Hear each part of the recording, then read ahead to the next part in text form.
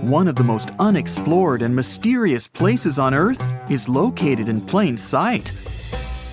It's one of the most majestic monuments of humankind. The wonder of the ancient world hides a secret that scientists and archaeologists still can't solve. This is the Great Sphinx of Giza in Egypt. The huge sculpture of a lion with a human head was carved out of rock about 4,500 years ago. Scientists still don't know the exact date of its creation and are also unaware of who built it and what for. There are many assumptions and theories, but none of them has been confirmed. Most people have seen this majestic sculpture either in photographs or in reality, but almost no one knows what's hidden underneath it. The statue of the Sphinx was carved from a single piece of limestone. It was painted. The remains of color pigment on the surface prove this. In the distant past, the Sphinx looked much brighter and more colorful than what we see now. But even after thousands of years, its greatness hasn't diminished. And by the way, Sphinx is not the real name. It was invented by the Greeks about 100 years or more after its creation. Initially, the Egyptians called the statue Hor-em-Akhet.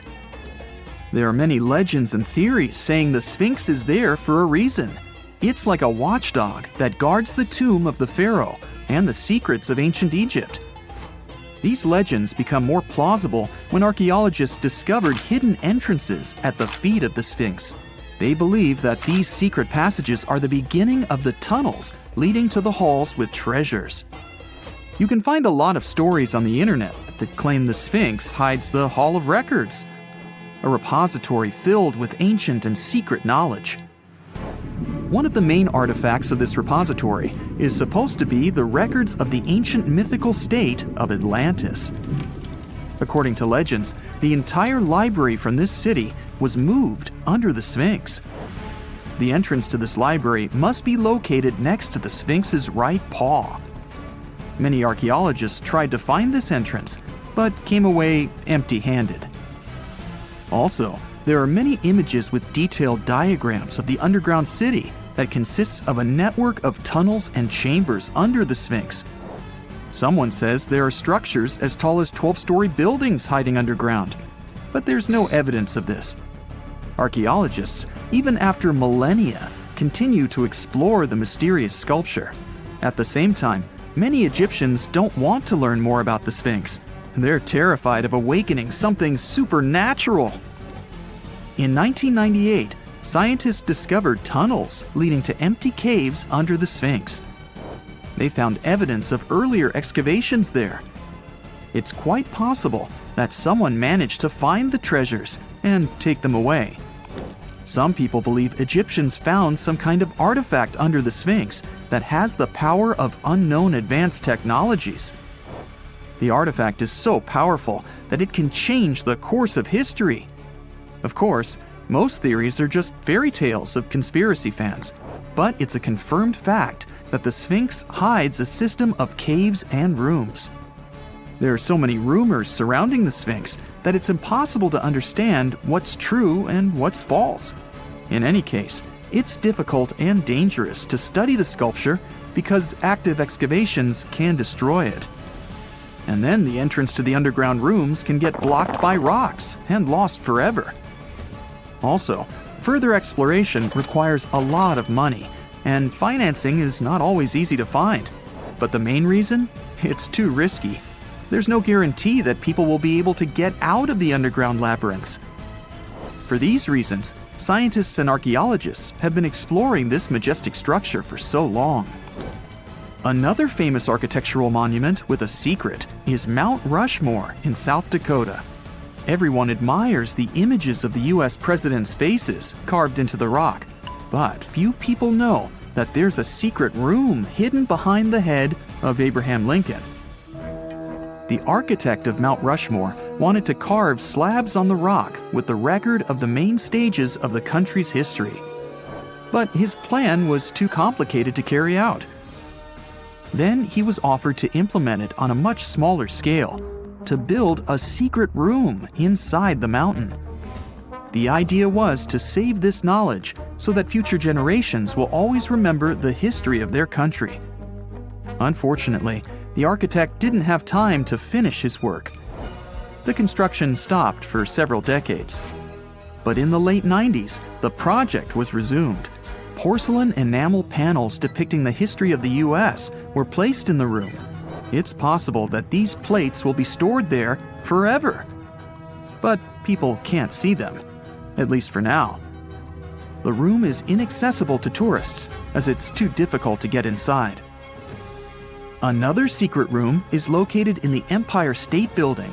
More precisely, it's not even a room, but a place where you can take cool photos. Almost all tourists gather on the observation deck of the 86th floor to enjoy a stunning view of Manhattan. But there's another deck with panoramic windows on the 102nd floor.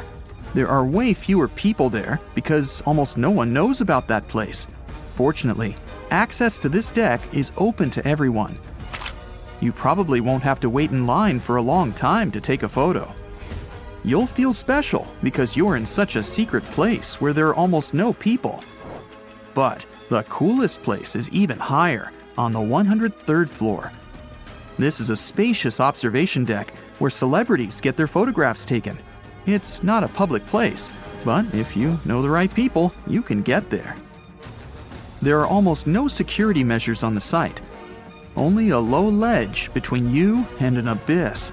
That's why crowds of people are forbidden from coming here. It's not so easy to get there, and you're unlikely to succeed without a guide. First, you need to choose the right elevator that will take you there. Then you'll go through several engineering rooms filled with pipes, electrical panels, and other technical stuff. The final part of your way is a set of stairs inside a tiny corridor. And here you are, at the top of New York. Now we're in Paris. See the Eiffel Tower? Inside it, there are restaurants and observation decks. But if you try hard, you can find a secret apartment. Now it's a museum, but it was built so that people could live in it. The architect of the tower, Gustav Eiffel, created this apartment in 1889 for himself. It's almost at the very top of the Eiffel Tower. Imagine what a beautiful view he observed every day. He was the first and only tenant. No one else could gain access to this place. When the architect passed away, the apartment remained empty for a long time. Only recently, they restored it and turned it into a museum. Inside, the epoch of the last century is recreated. They even put wax figures of Gustav Eiffel, his daughter, and the American inventor Thomas Edison inside the room.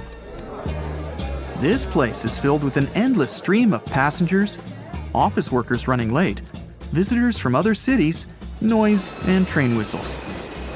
At Grand Central Station in New York, among all these sounds, you can hear the sound of a ball hitting a racket, if you're in the right place. A real tennis court is hidden inside New York Central Station.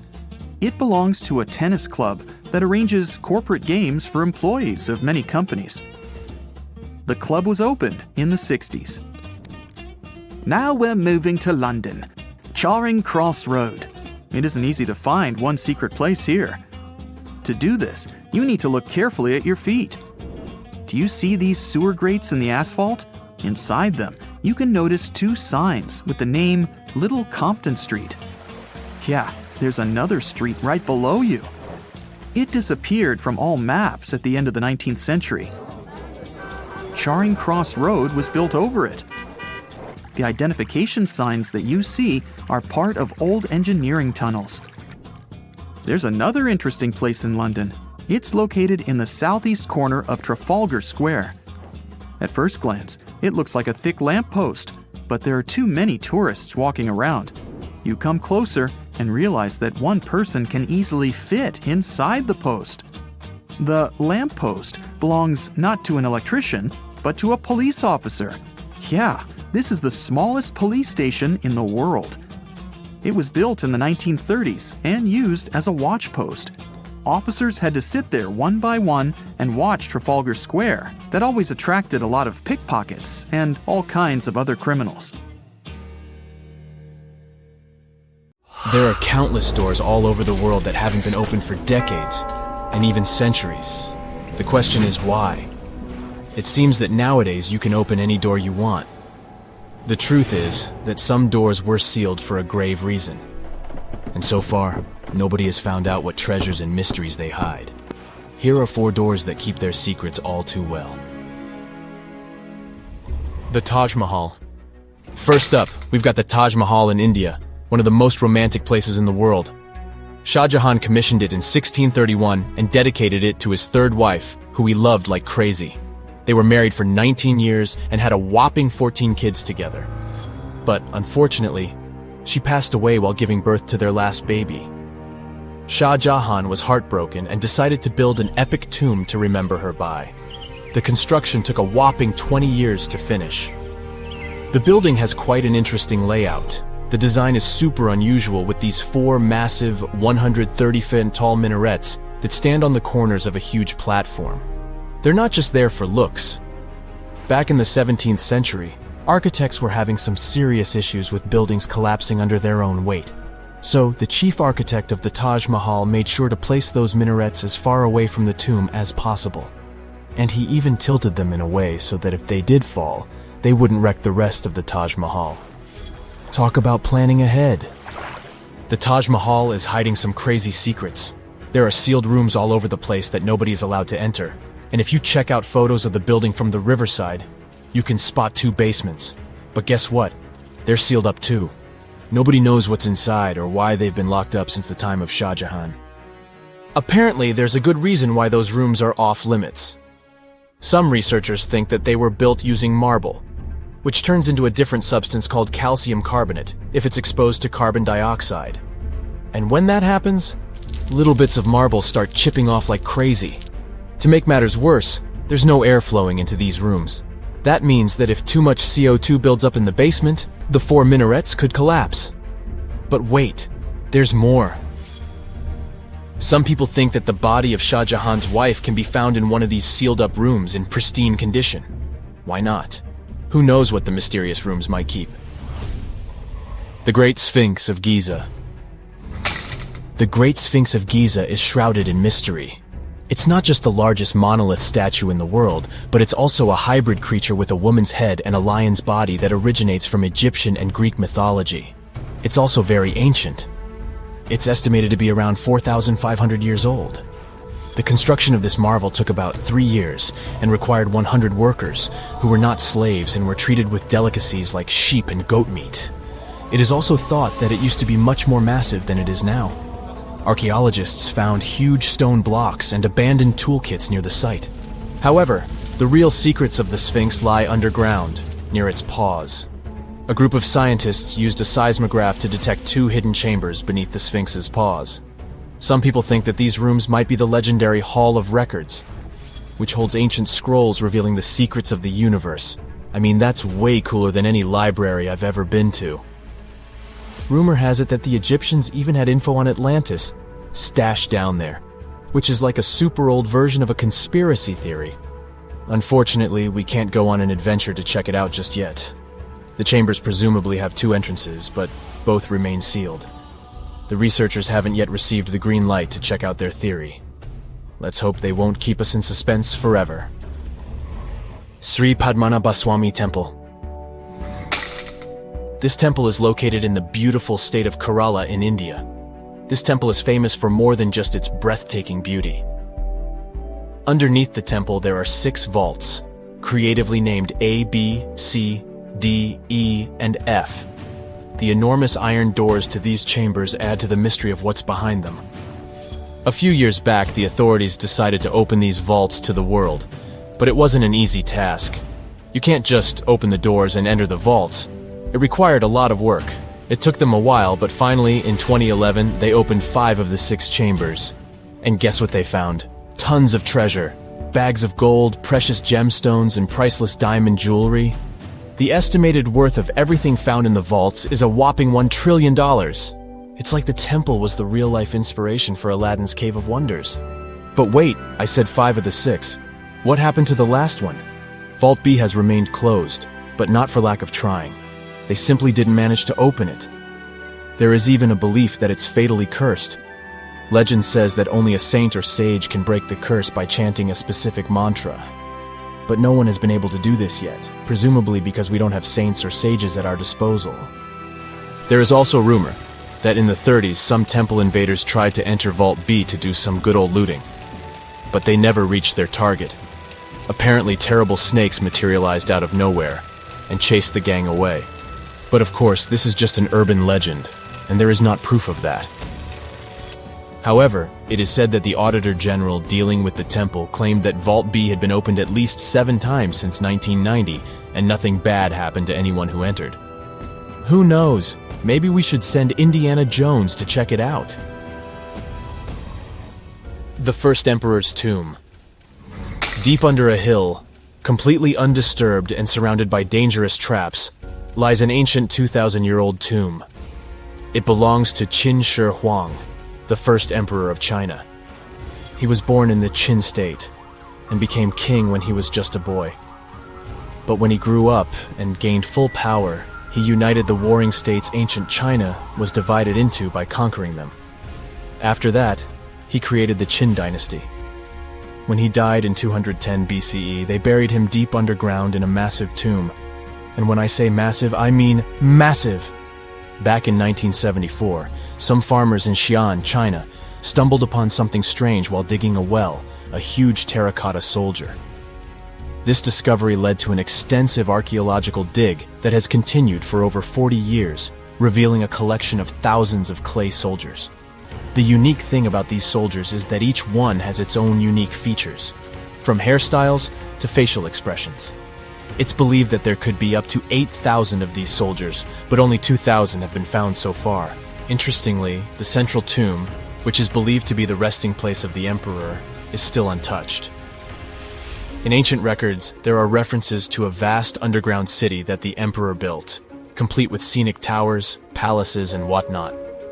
Sima Qian, a Han Dynasty historian, wrote that the tomb was adorned with treasures and had space for hundreds of officials, but the lack of technology to properly examine the site is what's holding things up. Qin Shi Huang was surrounded by liquid mercury in his tomb, with 2 of the streams representing the major rivers of China, Yellow River and Yangtze. The ancient Chinese believed that mercury could provide immortality, but it could have also caused the emperor's death since he regularly took mercury pills to prolong his life. The dangerous levels of mercury contamination in the soil near the tomb are the main reason why scientists are reluctant to explore it. It could be very dangerous both for people and for the environment. Now, if I had to choose which door to open, I'd probably go for the one that doesn't lead to a tomb surrounded by poisonous mercury. Call me crazy, but I'd like to avoid any potential health hazards. Scientists have discovered a never-before-seen pyramid immersed in the sands of Judea. After a little digging, they discovered that it held treasures that had been untouched for over 2 millennia and historical secrets that we can only now access. At the Zohar Fortress site, 2,600 feet above the Dead Sea, archaeologists were searching for manuscripts that would provide new information about the history of the site. The excavation was originally part of a long-standing campaign launched by the authorities. Its goal was to protect the sites from looting and unauthorized excavations.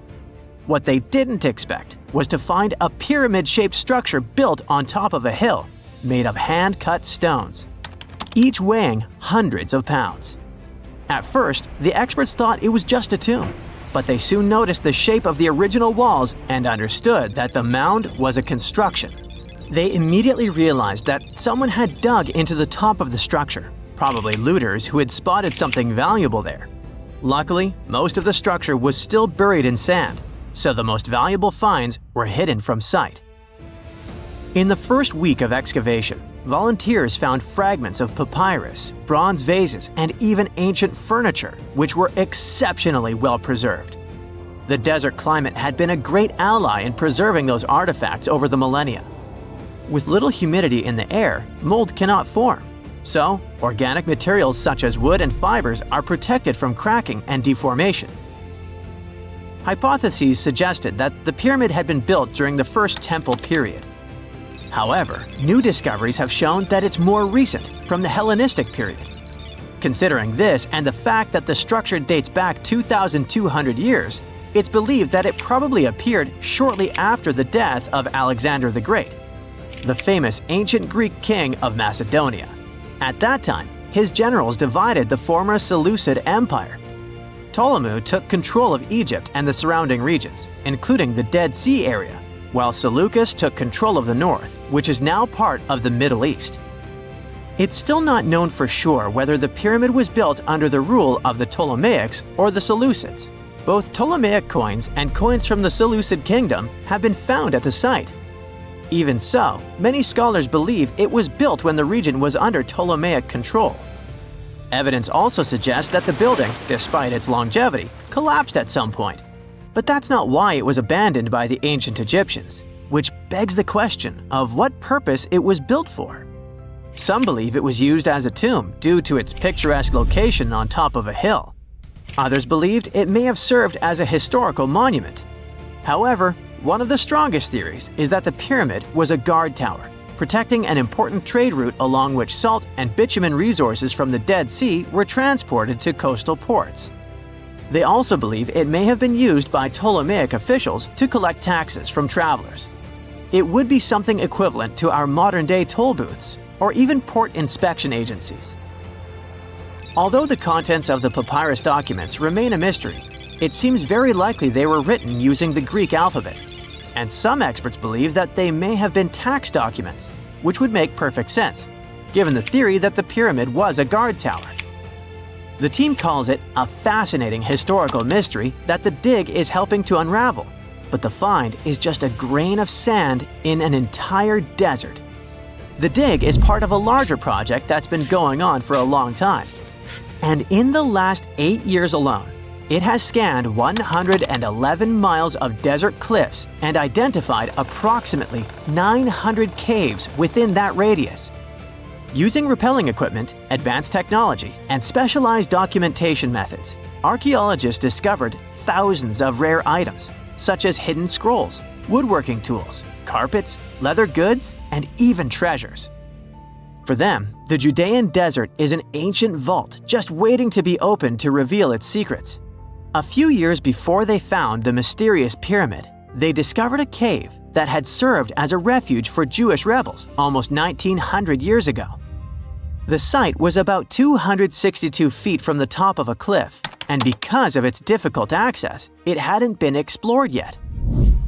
Inside, they found previously unpublished fragments of the Dead Sea Scrolls that contained religious passages written in Greek.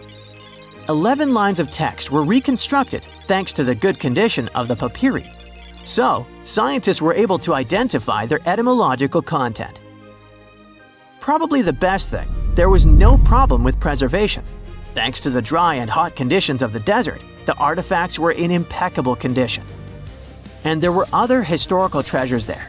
The teams found rare coins, a partially mummified skeleton over 6,000 years old, with skin, tendons, and even strands of hair. There was also a giant basket made of plant fibers, considered the oldest in the world, more than 10,000 years old. With a capacity of up to 26 gallons, it was made about 1,000 years before the invention of ceramics. Speaking of historical treasures, there's another one that has caught the attention of the scientific community. A small piece of fabric that is around 3,800 years old. But it's more than just simple fabric. Dyed with the rare scarlet paint mentioned many times in ancient religious texts, this find is the oldest known evidence of fabric painted with a dye made from insects, known as scarlet worms. This is where the intense red hue comes from. It was a highly valued color, like royal blue and purple, because those insects lived in oak trees and could only be harvested for a short period during the year. So, those dyes were reserved for sacred fabrics, such as priests' clothes, marking status and religious importance. And although this discovery had great significance for archaeology, its size was actually tiny, measuring less than 1 inch. The fragment was discovered in 2016 during excavations in the so-called Cave of Skulls, but it's not known exactly how this fabric got there. According to experts, it's evidence that people knew how to dye wool fibers already 3,800 years ago or so. It also provides us with proof that the ancient textile industry already used animals at about the same time people began to create written sources. Fabrics painted using this type of dye were recorded in more recent periods. But what makes this piece really special is the fact that it is much older than any other. Another important discovery was made in 1980, when scientists found a seed that was over 1,000 years old, which turned into a mysterious tree named Sheba.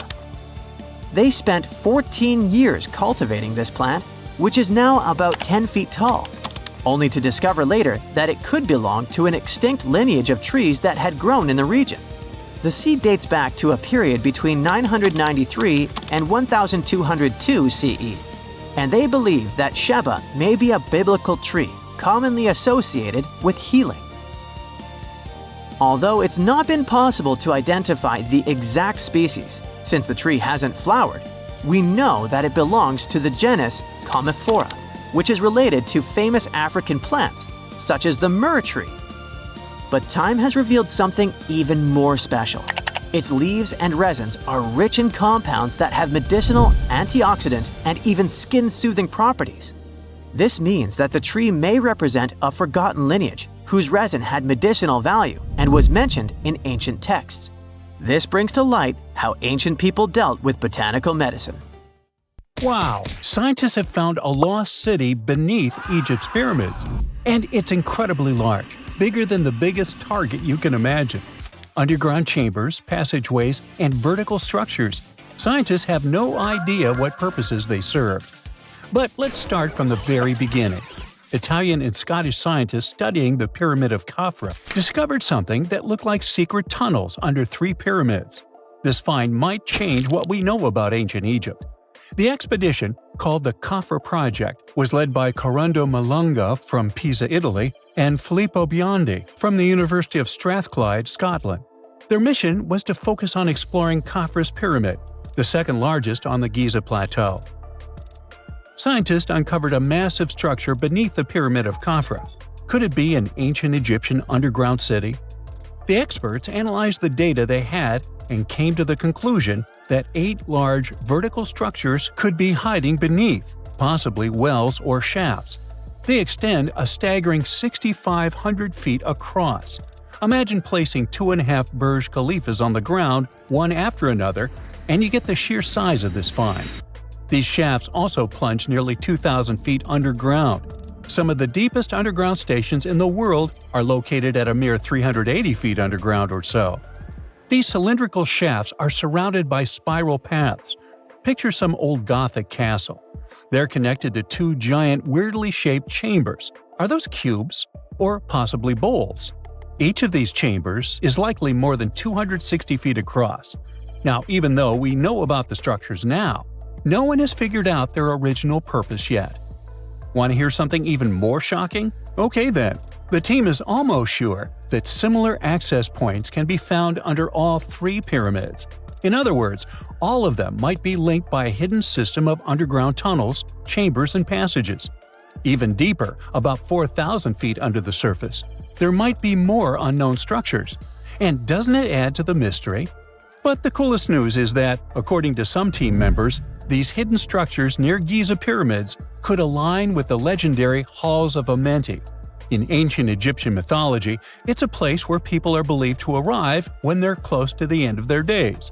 There, they are said to take a 3-day-long trial, facing their biggest fears. Now, how did scientists even discover these hidden spaces? To uncover them, researchers used 2 satellites positioned 420 miles above Earth. They sent radar signals to the Giza Plateau, and these signals generated detailed images, which were later compiled into a 3D model of the underground layout, including the newly detected shafts. Then, using synthetic aperture radar or SAR technology, which is a type of radar that can penetrate through stone, the team also spotted 5 small room-like structures hidden deep within the pyramid. One of these chambers contained a sarcophagus, which was once thought to be the tomb of Pharaoh Khafra. But now, scientists believe this was a mistake. The true burial site is likely to be elsewhere. In any case, these 5 hidden rooms were completely unknown before the scans. They seem to be arranged in the center of the pyramid and are linked to underground pathways leading somewhere below the structure. There's an opinion that these tunnels could lead to more hidden chambers and wells. Some of them might be around 4,500 years old. Wow! What if they help us solve ancient civilization mysteries? Preliminary data suggests that all this underground space can be much more than a few empty chambers. There might be many more hidden structures near the Giza pyramids. How come? Well, the thing is, the structure appears to include hollowed-out sections with spiral pathways leading even deeper underground. Refining the images hinting at this could reveal an extensive subterranean network. It might be a whole city hidden under the surface. Now, despite the excitement surrounding these findings, there are also a lot of people who don't believe in the existence of the underground city. They're skeptical about the archaeological discovery in Egypt due to the lack of peer-reviewed verification. That's why several archaeologists and radar experts have challenged the validity of the claims. They've explained that the technology used to make the discovery may not be advanced enough to produce such detailed underground imagery. According to them, the 5 smaller chambers found near the surface could be natural formations, since the area had had sacred significance long before the construction of the pyramids. Some experts have even dismissed the use of radar methods in this context altogether. They call these methods scientifically unproven and question their accuracy. The discovery has also reignited discussions about ancient Egyptian myths and the possibility of hidden texts lying somewhere beneath the Giza pyramids. The layout of the newly detected underground chambers shares similarities with mythological accounts of the Hall of Records, a rumored chamber that could preserve early Egyptian wisdom. If confirmed, these findings could significantly reshape the understanding of Egypt's sacred topography. Plus, this lost city beneath Egypt's pyramid could become physical evidence of previously unknown underground structures. That's why the Khafra project is super eager to begin excavating to confirm their findings. But getting approval from Egyptian authorities is a challenging process. The discoveries still need to undergo peer review before they are accepted by the academic community. By the way, this recent archaeological discovery in Egypt comes on the heels of another discovery involving a weird structure beneath the Royal Giza Cemetery, which researchers believe is unnatural in origin. Archaeologists used remote sensing techniques and uncovered a mysterious L-shaped structure underground in the Western Cemetery of Giza. This area is known to house burials of royal family members and high-ranking officials. Many of the tombs in the cemetery have above-ground mastabas, rectangular stone or mud brick structures with flat roofs. But there is an area in the center of the cemetery where there are no above-ground structures. To investigate this unexplored region, the team used electrical resistive tomography and ground-penetrating radar. ERT works by sending electrical currents into the ground and measuring the resistance to detect remains. As for GPR, it sends radar into the ground and maps the structures based on the radar's return. The team found an anomaly about 6.5 feet beneath the surface.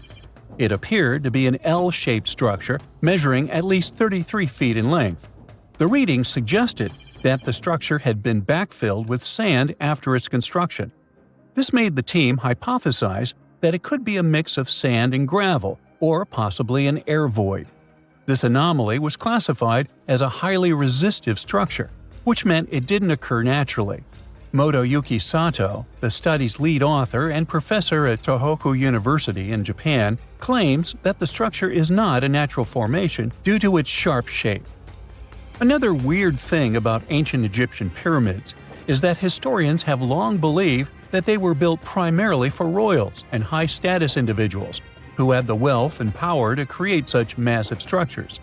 However, new research from the archaeological site of Tombos in modern-day Sudan challenges this assumption.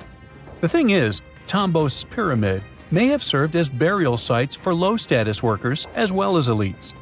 The hard-working members of ancient communities may have found their last resting place in some of the most visible monuments, including the pyramids. Located along the Nile River in the ancient region of Nubia, Tombos became part of Egypt after its conquest of the area around 1400 BCE. That's when Egypt established the site to strengthen its colonial control. Workers at Tombos built pyramids, but those were much more modest than the famous pyramids of Giza. The research team reanalyzed 110 human skeletons from Tombos, originally studied in 2012. In particular, they examined the entheses, the areas where tendons and ligaments attach to bones. Such an analysis can give us insights into the amount of physical labor a person performed. When someone does hard labor, their bones often develop distinct crests and ridges at these attachment points due to the stress on the tendons and ligaments. And while some skeletons showed little change in their entheses, suggesting they belonged to individuals from the upper classes, others showed more serious changes. It means they belong to lower-class workers. This finding can totally challenge our earlier understanding of pyramid burials, especially the idea that only elites were buried in the pyramids, because the pyramids themselves were designed for the elite. This recent research may prove that lower-class workers may have found their final resting place in these monumental structures too. This is not a dune set. This is a very real desert in Niger.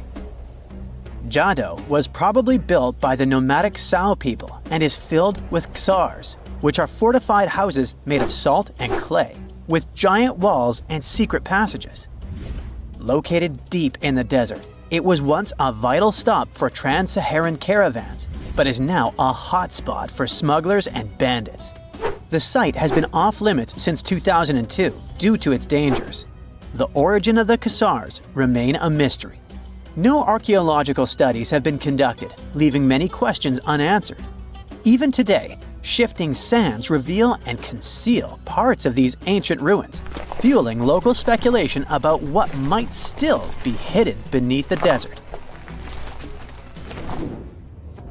Speaking of connective tunnels, scientists were blown away by the discovery of lava tubes in Saudi Arabia. These underground passages form when molten lava cools down. Researchers believe that ancient nomadic groups may have utilized these tunnels to survive the super harsh desert climates. While excavating the tunnels, archaeologists uncovered artifacts, rock art, and skeletal remains. The art and animal bones show that the people who used the tunnels were probably sheep and goat herders. They're still piecing together whether these groups lived in the tunnels for extended periods or just used them as temporary shelters. The Great Pyramid of Giza has been standing for thousands of years, but it's still hiding secrets. Using special scanning technology, scientists found two hidden structures under an ancient burial ground.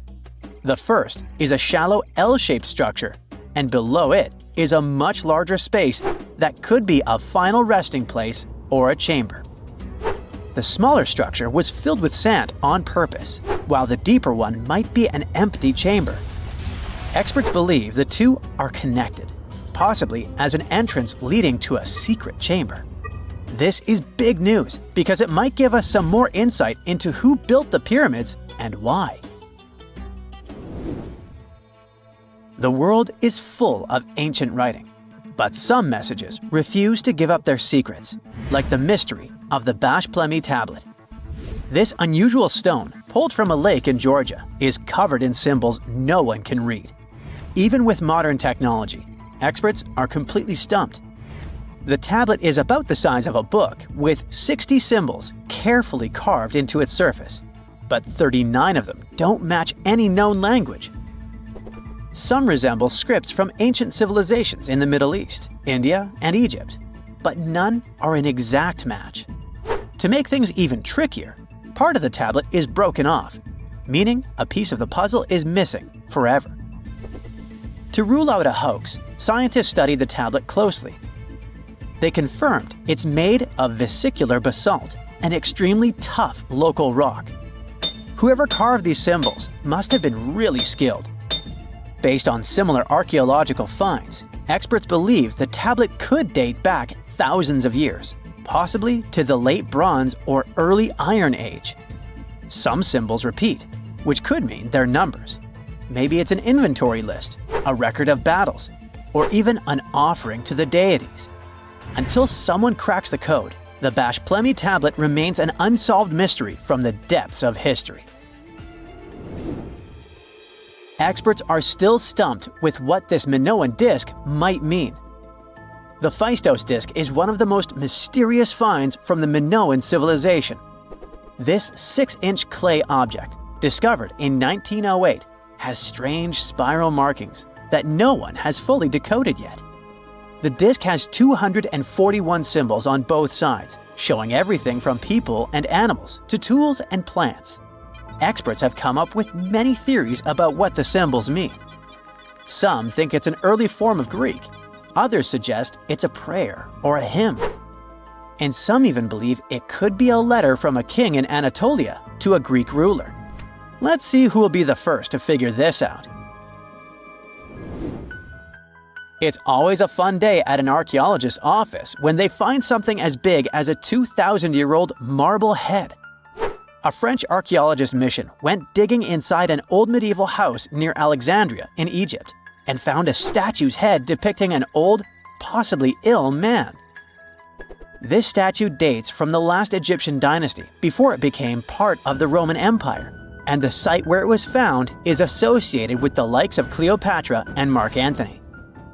For archaeologists, even the smallest finds at this site means a lot. You've heard of Lucy, right? The Australopithecus that was an early ancestor for us humans.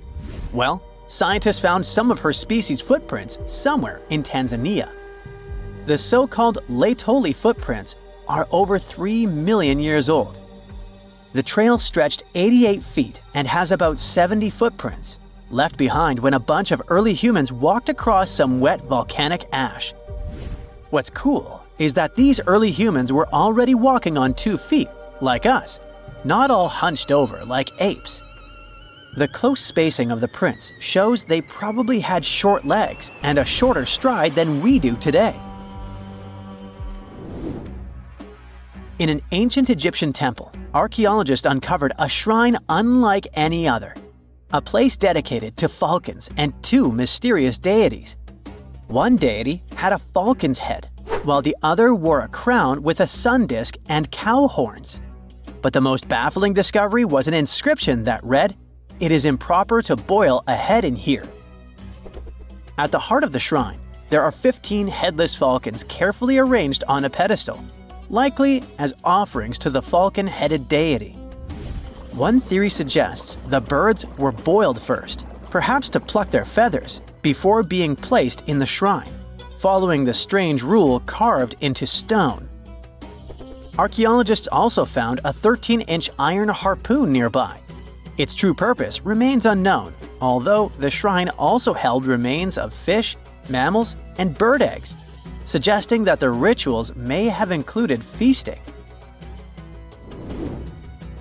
And speaking of ancient Egypt, meet Hathor. Scientists named her after the ancient Egyptian deity of motherhood, music, and singing. This wooden statue, housed at the Metropolitan Museum of Art, was thought to be just a beautiful artifact, until a surprising secret was uncovered. Using an X-ray machine, experts found a mechanical operating system inside it, with pulleys and axles connecting her shoulder to her left leg.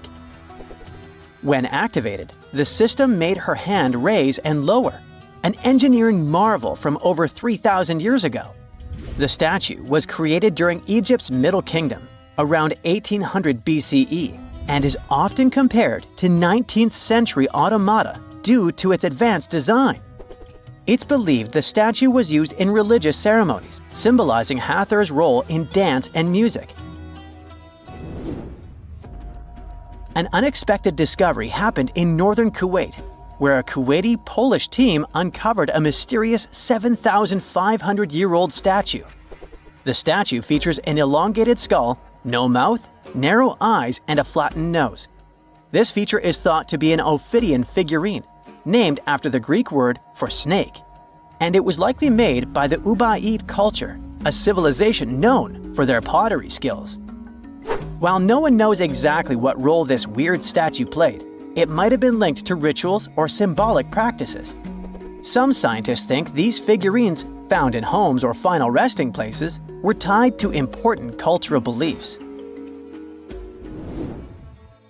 We couldn't mention unresolved mysteries of this world without speaking about these elongated skulls. In the deserts of Peru, researchers uncovered 5 ancient skeletons, 2 with unnaturally elongated skulls.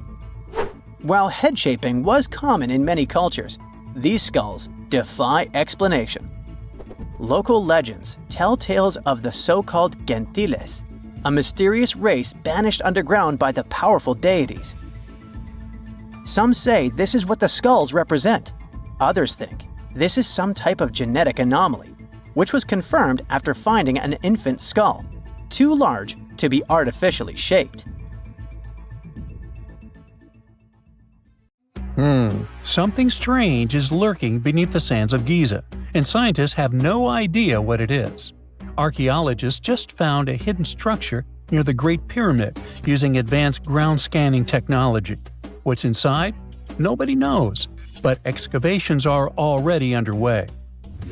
The Great Pyramid of Giza is one of the most famous monuments on Earth, but it doesn't stand alone. It's surrounded by an ancient necropolis, a massive royal graveyard filled with tombs and monuments. They belong to pharaohs, nobles, and other high-ranking officials. Most of these tombs are above the ground. They're called mastabas, rectangular, flat-roofed tombs built from limestone or mud brick, and they've been studied for decades. But from old movies, we know that these weren't simple graves. They have deep vertical shafts leading to underground burial chambers, where the past was sealed away for eternity. And recently, archaeologists found one curious empty space in the cemetery, a completely unexplored patch of ground. No mastabas, no visible ruins, nada. For years they ignored it, but between 2021 and 2023, they decided to investigate. They didn't dig though. Instead, they used a technology that kind of acts like X-rays for the ground. These radars let scientists see the secrets hidden there. And there was something hidden beneath the sand, something deliberately buried and forgotten. A 2-part underground structure. One part was shallow and L-shaped. It's about 33 feet long and buried just 6.5 feet deep. But below that, a deeper, more mysterious anomaly, a structure completely different from anything else in the area. They called it a highly resistive anomaly, which means it's dense and solid, likely made of stone, sand, or even metal. And still, no one has a clue what's inside it. Now, it's clear that humans made the L shape. It wasn't formed by nature. And the shallower structure might have been an entrance to whatever is hidden below. But they only have some theories about what might be hidden there. It's also filled with sand and gravel. It was probably deliberately backfilled after its construction, perhaps to preserve this. Why? Well, we don't know yet. The archaeological team will need to excavate to understand what exactly this thing was and why it was built. The first guess is a lost burial chamber. Many tombs in Giza have underground burial sites, but most have clear surface markers. This one, for some reason, has nothing, but it could be one of them.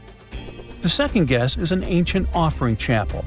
Egyptologists know that some chapels were built in this shape, but usually they were above ground, not buried like this. And finally, it might be something we've never seen before. If this turns out to be a new type of structure, it could rewrite what we know about the burials of pharaohs. The only way to know for sure is to dig it up, and that's exactly what's happening right now. Excavations are already underway. Archaeologists are racing against time to uncover the truth. But there's a real danger there too. Giza's fragile ancient structures need to be handled carefully. Otherwise, they could be damaged beyond repair. So all we can do is wait for the truth. Now, these tombs always held fascinating mysteries. Unfortunately, we'll never learn tons of these mysteries because of some relentless tomb robbers. Egyptian tombs were built to guard the bodies for eternity. But that absolutely didn't stop people from breaking in and stealing everything valuable inside. They've been bothering these ancient sites for thousands of years, starting way back in Pharaoh's times. Many of the most famous tombs, including those in Giza, Saqqara, and the Valley of the Kings, were looted. It was a common practice in ancient Egypt. And they were serious about this whole thing. They dug secret tunnels to bypass traps and walls, bribed or threatened tomb workers to get inside knowledge, cracked open sarcophagi to grab gold, jewelry, and artifacts. And by the time modern archaeologists got to most of these tombs, they had already been picked clean. The reigning pharaohs got tired of this infuriating nonsense. The Valley of the Kings, the famous burial ground of Egyptian royalty, was supposed to be the ultimate safe zone. Tombs were built deep underground, hidden in the desert. Passages were sealed with giant stone blocks. False doors and traps were added to confuse thieves. Even curses were written on the walls, warnings of horrible endings for anyone who dared to disturb the tomb, which is exactly where we got all those horror stories about mummies from. Spoiler alert, none of it worked. Most tombs in the Valley of the Kings were fully robbed within 100 years of being sealed. Even King Tutankhamun's tomb, one of the most famous in history, was broken into twice in ancient times. Some of them decided to try and fight back. The New Kingdom rulers built hidden unmarked tombs in a way that should have prevented the looters from finding them, but didn't work. Some pharaohs, like Ramses II, were moved in secret to prevent their bodies from being stolen. Nope, didn't matter. The grave robbers always won. That's because tomb raiders weren't just random thieves. They were skilled, organized, and well-connected. They knew exactly where to look. Many were the ones who had built these sites in the first place, and they knew where the entrances were. If they couldn't smash through the doors, they'd dig through the walls, floors, and even ceilings to break inside. They also worked fast, often within a few years after the tombs were sealed, before anyone forgot where the valuable stuff was. The Khufu's pyramid, the one that's next to this newly discovered structure, was looted long before modern times. The one thing left inside when explorers got there? An empty granite box where the sarcophagus used to be. Unfortunately, it's not just about gold. History itself gets stolen during these raids. Ancient Egyptians wrote detailed records of what exactly and where they buried. So when archaeologists compare these lists to what's found, they can see what's missing, which is often everything valuable. Most artifacts don't end up in museums. They just disappear into private collections, where they can never be studied again. Which is, of course, completely unfair. In fact, a few countries have had enough and started passing laws to take historical artifacts back from private collectors. In Italy, if you own an ancient Roman artifact, you must prove you got it legally. China is actively hunting down stolen artifacts, and they must find ways to retrieve it back from the Western collectors. In Egypt, they passed new laws making it illegal for private citizens to own any ancient Egyptian artifacts at all. Other countries, like the US, the UK, Germany, or Switzerland, are completely fine with rich guys owning their history. The British Museum is built on looted things. European empires invaded half the planet and took whatever they wanted back home. Their museums are often full of such stolen artifacts, and unfortunately, they refuse to give most of them back. For example, the Rosetta Stone. It was taken from Egypt by Napoleon's army, then stolen again by the British after they beat the French. Egypt has been demanding to return for years, but they still can't get it back. Or the Parthenon marbles. These magnificent massive Greek structures were taken from the Parthenon in Athens by a British lord in the 19th century. Greece has been begging for them back ever since, but the UK doesn't feel like it. Not to mention tons of Mesoamerican artifacts, scattered in various museums across the world. European explorers raided Mayan and Aztec temples, took statues, jewelry, and sacred objects, and now Mexico is fighting to get them back. Well, wouldn't it be surprising even if this mysterious underground chamber has somehow been looted already? But if it's a newly found place, could it be one of the few that escaped the hands of grave robbers? Could there still be ancient artifacts, untouched for 4,500 years? We can only hope that those guys didn't get there first. Egyptologists have been digging around every inch of the Great Pyramid for ages. Yet somehow, they overlooked this stunning pink granite bathtub buried a few miles next to it. And here's the deal. This mysterious oval tube lying next to the Khufu pyramid for years may provide evidence that the Egyptians built the pyramids not only for monumental purposes, but also to generate electricity, experimenting with it long before Alessandro Volta and Thomas Edison. The Giza Plateau is famous for its three pyramids, Khufu, Khafre, and Menkaure. But there are also two smaller foundations next to them, the unfinished North Pyramid of Zayat el-Aryan and the Layer Pyramid. Some researchers say these buildings were never finished, while others think they were destroyed for more mysterious reasons. One of these reasons might have to do with the original usage of the Giza pyramids, the idea that they were used as an electricity generator. To connect these dots, we need to go back to the beginning of the 20th century. That's when an Italian architect and Egyptologist named Alessandro Barsanti decided to examine the Zayat el-Aryan pyramid. Near the site, he noticed something unusual: scattered granite fragments. To a casual passerby, these might have seemed insignificant, but Barsanti recognized the signs. You see, ancient Egyptians often used sites to prepare stones before transporting them to their final destinations. The fact that there was granite on the ground intrigued him. Granite was a more expensive material than the limestone typically used for pyramids, which suggested that it might have been intended for an important and possibly hidden structure. At a depth of 68 feet, they encountered a huge pink granite block. He kept going with the excavations, and they revealed ancient inscriptions carved into the stones. They sent the drawing to experts, but no one could decipher what they meant. Were they instruction sets to something? That's when Barsanti made his biggest discovery. He found an oval-shaped vat carved from pink granite and polished to a mirror-like finish. The thing is, the vat had been carefully sealed. When they opened it, they found a thin black residue along the walls. I'm thinking something in the lines of a black oily substance. This discovery raised many questions for him. It didn't make sense to him that ancient Egyptians would go above and beyond to seal and protect this strange vat.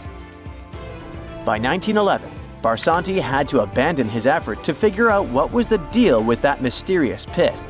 But his findings intrigued researchers all over the world, and they've got their own opinions about it. One of these modern theories suggests that the other pyramids could have been used as a part of a bigger whole. It suggests that the Khufu pyramid was actually used as a water pump designed to irrigate the desert area. Apparently, the pyramid's internal chambers would function as a hydraulic system. In the 1990s, an engineer took this theory seriously and studied the pyramid's subterranean chamber. Surprisingly, he found actual signs of water damage. Apparently, the pyramid generated powerful compression waves, aka pulses, that could create electricity. This raised an important question. Could the ancient Egyptians have used the pyramids as a generator in order to produce electricity? On paper, that was proven to be possible, but hey, agreeing on the original use of the pyramids is probably one of the most difficult things in the world.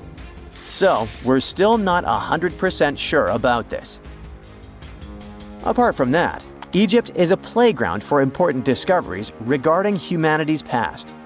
I mean, scientists have just discovered what looks like a cosmic command center, similar to that room from the Doctor Strange movies. They discovered an L-shaped astronomical observatory, measuring around 9,000 square feet, dating back to the 6th century BCE. Definitely the first and largest of its kind from that era. The mud brick structure housed tools used for calculating dates related to ancient Egyptian rites, royal coronations, and agricultural plans.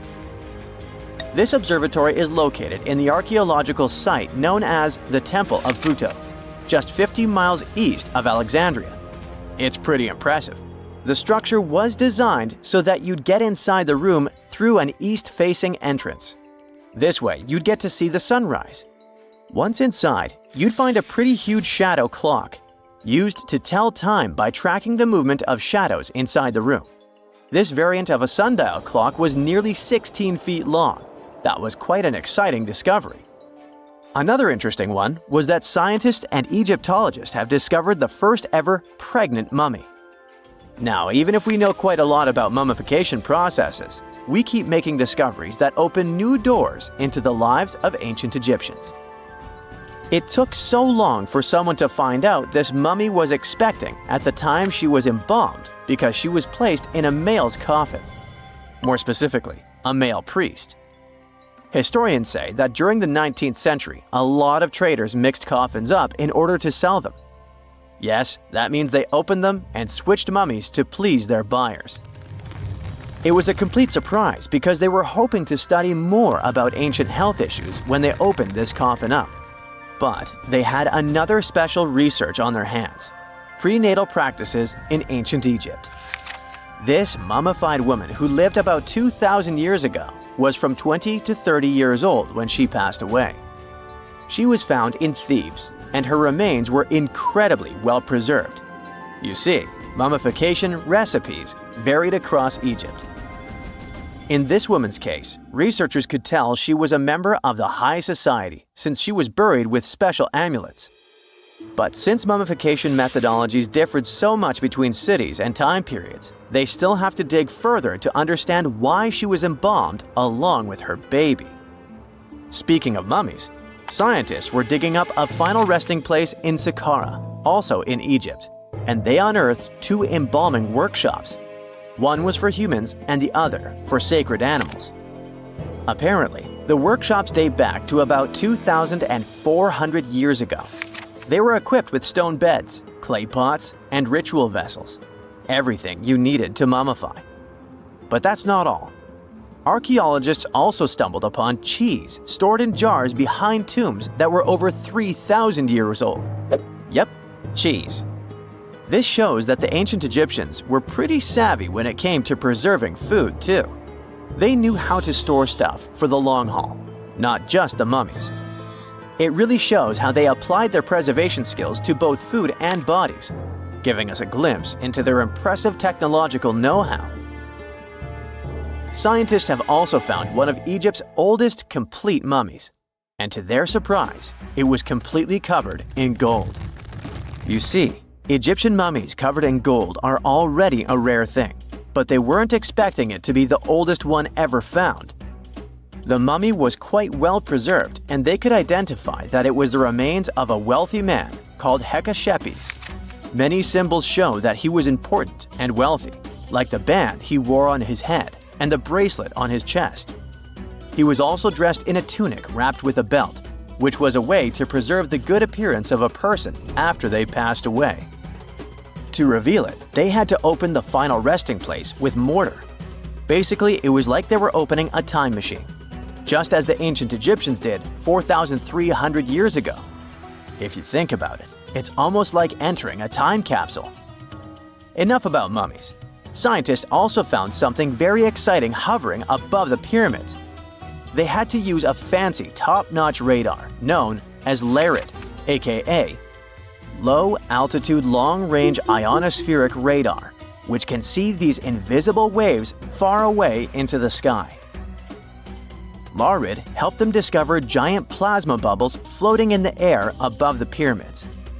These bubbles are called plasma bubbles, and they wreak havoc on modern technologies. I mean, they can disrupt GPS and phone signals for hundreds of kilometers in diameter from where they're located. These bubbles are massive, sometimes as big as cities, and they're caused by the sudden depletion of charged particles in the ionosphere.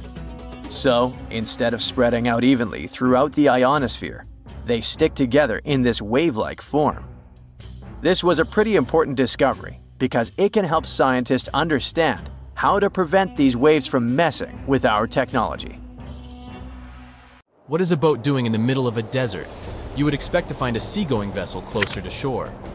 This is the question archaeologists had been asking for decades. In 1988, there was a storm near one of the most important archaeological sites in ancient Egypt. A wooden structure emerged from the sand. It was hollowed out by termites. Scientists were determined to solve its mystery. In 2000, they began excavating the site near Abydos, Ubidos. An American team of experts soon discovered a boat that was 70 feet long, and it wasn't alone. In total, there were 14 boats neatly resting next to each other. It was impossible to completely dig out the boats because of their poor condition. Luckily, the wood was preserved enough to get a sample. Analyses revealed that the boats were around 5,000 years old, the oldest fleet in human history to this date. The time of their construction predates the pyramids at Giza by half a millennium. Each ship of the fleet rested in a vault that matched its dimensions. The room was roughly a third of the size of a tennis court. It had mud brick walls that featured more than 120 drawings of boats. Ancient Egyptians incised them on whitewashed walls that were excellently preserved. Scientists have known about these mysterious chambers for well over a century. 1901, 1902. A British archaeologist, Arthur Weigel, stumbled upon a strange structure west of the River Nile. His team caught a glimpse of the interior walls. Sadly, a section of the roof collapsed, so they had to call off further exploration. Researchers abandoned the site, but its location remained on the maps. The boat's position first led scientists to think that they rested on a bank of the mighty Nile. But there was a problem with this theory. Today, the river flows almost 7 miles west of Abydos. Further studies of the surrounding terrain showed the Nile didn't change its course throughout history. Also, if the boats floated near a dock, they would be in unstable positions. The 14 vessels at Abydos were perfectly parallel to each other. There was only one conclusion possible. Someone had deliberately placed them like that. They must have gone through a lot of effort. Each boat had enough room for up to 30 rowers. These vessels could really float. They weren't models, but scholars still don't know if they actually sailed any body of water in ancient Egypt. This doesn't diminish the importance of the find. Previously, archaeologists found only small-scale models. In King Tut's tomb alone, there were 35 boat models. For a long time, these figurines were the only clues as to how ancient Egyptian vessels looked like. The boat's design confirms that they were the real deal. They are the earliest surviving examples of something called built boats. Ancient people constructed primitive vessels by hollowing out large tree trunks. The alternative was reed that was tied together to form a raft. The boats at Abydos had planks tied together. This was a major breakthrough in shipbuilding. During their lifetime, the boats must have seemed impressive. Timber was a valuable commodity at the time. There was no wood in the desert. Cedar had to be imported from Lebanon. The only person who could afford such luxury was the pharaoh. Studying the area around the ancient fleet provided more answers. Scientists discovered a mud brick structure where Egyptians worshipped the pharaoh. Its approximate date of construction matches that of the wooden boats. The same bricks out of which this building was made were used to encase the fleet. At the time of their construction, the rooms they were stored in had a ceiling. That's the section that archaeologists stumbled upon in the early 20th century. Just like mummies and coffins, these marvelous ships rested inside splendid vaults. The exterior of these rooms was also impressive. The outer walls originally had a plaster of white limestone. It reflected sunlight. In the desert sun, the structure housing the boats must have shone from miles away. Ancient Egyptian builders used the same technique to cover the pyramids 500 years later. Today, their surface looks jagged, but it wasn't always like this. When they were constructed, the pyramids had a top layer of fine white limestone. Their surface was smooth and it gleamed in the sunlight. Instead of stairs, the outer layer of the pyramids was more of a sleek ramp. Archaeologists were left with one final question. Which pharaoh owned the fleet? The answer lay just a mile from the site. This is where the tomb of a pharaoh from the 5th dynasty rested, King Senwosret III. Its time and style of construction matched the ones of the chambers with boats. The very end of his rule might explain how the boats ended up in the middle of the desert. The pharaoh probably passed away in northern Egypt. Then his body was transported down the Nile to Abydos in a marvelous procession of decorated boats. The vessels were later lowered to chambers near the final resting place of their owner. This had a symbolic meaning. In the ancient Egyptians' belief system, ships played a key role. Their supreme deity was Ra. He traveled through the sky during the day in the form of the sun. At nighttime, he sailed through the netherworld in a solar boat. The pharaoh identified himself with Ra. That's why he needed boats in the afterlife. That was the only way to regenerate himself, just as the sun rises every day above the horizon. This belief existed for thousands of years. The more famous pharaoh Khufu also had a ship. Scientists found it in 1954 next to his pyramid at Giza. It is some 4 centuries younger than the fleet at Abydos, but Khufu's ship was almost 2 times longer.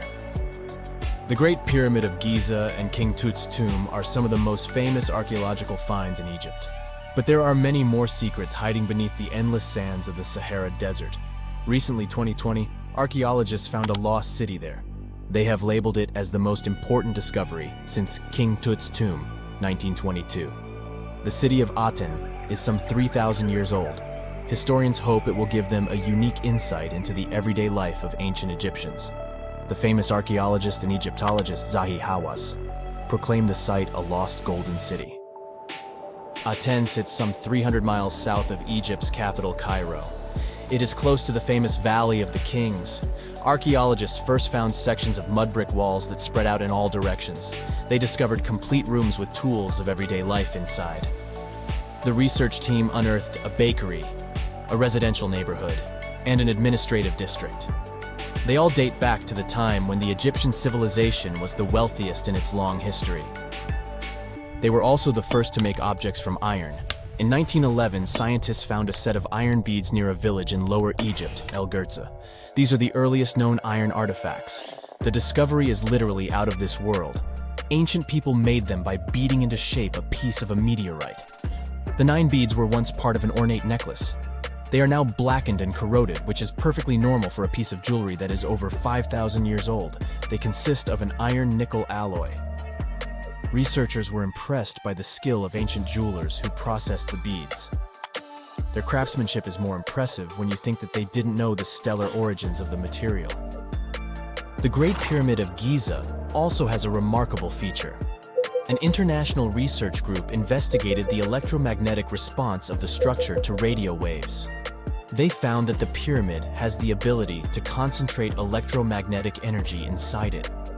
This occurred inside its chambers as well as under the pyramid's base. It contains an underground, unfinished chamber. It seems that the electromagnetic response is connected with the properties of limestone, the Great Pyramid's main building material. The research results might have a practical application. The way solar cells and nanosensors function could be improved by this remarkable find. Secant, cosine, tangent, sine, 3.14159. Yeah, that was the cheer we heard coming from the trigonometry club back in the day.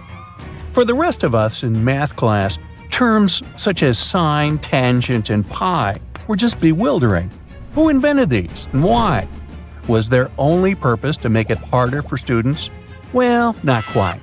Trigonometry was invented by the ancient Egyptians. They needed this knowledge to construct pyramids, and they did a pretty good job too. The Great Pyramid in Giza still stands today, some 4,500 years after it was built. No recalls either. So let's get out of that classroom and on a journey through time to reveal the secrets behind the ancient Egyptians' precision. Here you are, standing on the Great Pyramid's construction site, some 9 miles from Cairo. Well, the city still isn't there, as you're surrounded only by the desert and teams of construction workers. They're transporting large stone blocks weighing 2.5 tons each. They're inside a wooden sled that sits on large rollers. A crew of 8 men rolls these blocks along the ground. You immediately think of the rollers on a supermarket cash register. The principle is exactly the same, but the scale is greater, much greater. Scientists estimate that the Egyptians used 2.3 million such blocks in the Great Pyramid alone. And the block in front of you is one of the lighter ones. The heaviest of them weighed up to 15 tons. But where did all these blocks come from? Most of them originated from quarries around Giza. It's not that impressive, you think? But wait until you hear how ancient engineers transported the granite used in construction over 500 miles to the pyramid. There were no railways or highways back then, but the mighty Nile was always there. Researchers even believe that the Egyptians dug a canal to connect the Nile directly to the pyramid's construction site. All they had to do then was to wait for the flood season to begin, and voila! The rising water levels floated the heavy stone blocks for them. But how did they lift the enormous stones on dry land to stack them up to the top? Did they use oversized cranes?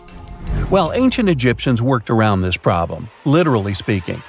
One of the workers is now pointing to the giant ramp going around the pyramid they're building. This is how a mountain road zigzags its way to the top. If the ramp went directly to the top of the pyramid, then workers couldn't pull the stone blocks along it. It would be too steep. Scientists have calculated that 8% could be the maximum incline. So ancient Egyptians just extended the ramp around the pyramid. Again, these are all theories, as the ramp could have been inside the pyramid, as some researchers suggest. The exact building method is still a mystery, guarded by the Sphinx. That's its real name, right? Wrong. As the Great Sphinx is just the statue's alias. You know, the name writers take when they want to hide their true identity, or a singer's stage name. The Sphinx's real name, translated from Egyptian, means Horus in the horizon. That was the name for the Egyptian deity of the sky. The trail of mystery doesn't end there. As a man walks past you with a bucket of paint, he's going to add a touch of color to the Great Sphinx. Researchers found specks of this red color next to its ear. That was some strong paint, as it survived for thousands of years. You are now standing straight in front of the Sphinx. You look up. It's very tall, right? 66 feet to be precise. Now resist the urge to take a selfie. You can do it. Now you notice something else. It looks like the Sphinx is in the center of a giant triangle in the back. That's one side of the Great Pyramid. And no, your eyes are not playing tricks on you. The Sphinx really does sit in the center of the pyramid's lateral face. Here's where math comes in handy. A pyramid has 4 sides, called lateral faces. There's also a 5th face, the base, but that's not visible. It's, wait for it, face down. The Sphinx has one last mystery to reveal: its age. Scientists agree that Pharaoh Khafre built the Sphinx. He ruled after his father, who had built a great pyramid nearby. So both structures were finished around the same time. Let's talk about numbers again. You've heard of Cleopatra, the Egyptian princess described as a woman of great beauty. Hello? She saw the pyramids, but she lived closer to the time of the first iPhone than the time of the people who built the pyramids. Fascinating, right? You can see thousands of people around you. They're working hard to build the pharaoh's tomb. But how many of them are there exactly? One Greek philosopher estimated there were as many as 100,000 workers. Seems like an okay number for such an enormous structure, but it can't be true. Science simply can't back up this number. Egyptologists put the total number of workers at 30,000. And yes, Indiana Jones was one of them, at least on the big screen, but he showed up late. Egyptologists know a lot about the pyramids, but not everything.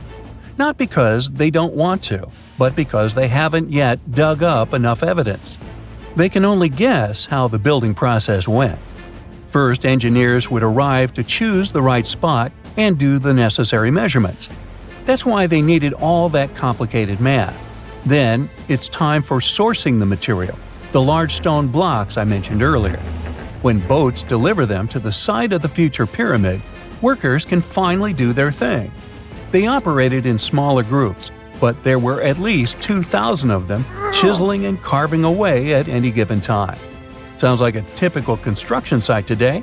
Well, that's because it is, just thousands of years ago. It's amazing what ancient Egyptians were able to achieve with just copper and stone tools. The pyramid is now complete in front of you. But is it the same pyramid we see today? Why is this structure shining bright in the desert sun? Isn't it supposed to be a dusty yellow color? Well, no. Human activity and the elements have completely stripped the outer layer of stones over time. Expert craftspeople polished these blocks using nothing but stone and sand. The end result was a smooth and shiny rock. On the day it was completed, the Great Pyramid of Giza was a perfect triangle of light. Its polished sides acted like giant mirrors, reflecting the powerful Egyptian sun. This is the point where you should put your glasses on, and that shiny thing you see at the pyramid's very top is actually gold. The capstone at the top of the pyramid is called a pyramidion. It was covered in sheets of gold. As you can guess, these were the first stones to disappear. Let's make another stop before we get you back to your classroom. We travel to the British Isles, and no, Stonehenge isn't our destination. It is Newgrange in County Meath. Scientists estimate that the ancient peoples of Ireland built this stone monument around the year 3200 BCE. This makes it older than both Stonehenge and the Great Pyramid in Giza. The function of the circular mound in Newgrange is the same as the one of the Great Pyramid and equally mysterious. The estimated amount of loose stone present in the valley is over 220,000 tons. And it's not just randomly thrown on a pile. The order in which the stones are set makes the structure water-resistant. That would explain how Newgrange had survived for so long. Kinda makes you want to splash out the cash for that waterproof phone case, huh? Well, you're back in your school desk, but today's math lecture is the last thing on your mind. You're thinking about how great the Egyptian pyramids are, and if we have something similar today. It turns out modern engineers are just as impressed with the Great Pyramid as you are. There's a glass pyramid sitting in the main courtyard of the famous Louvre Museum in Paris. The panorama of San Francisco wouldn't be complete without the 48-story Transamerica Pyramid. But Las Vegas went the furthest. There we find the Luxor Hotel. It's so big that it's the third largest pyramid on the planet. And guess what's in front of it? Yup, a replica of the Sphinx. It's 110 feet tall, 2 stories higher than the one in Giza. Yeah, everything's bigger in Vegas.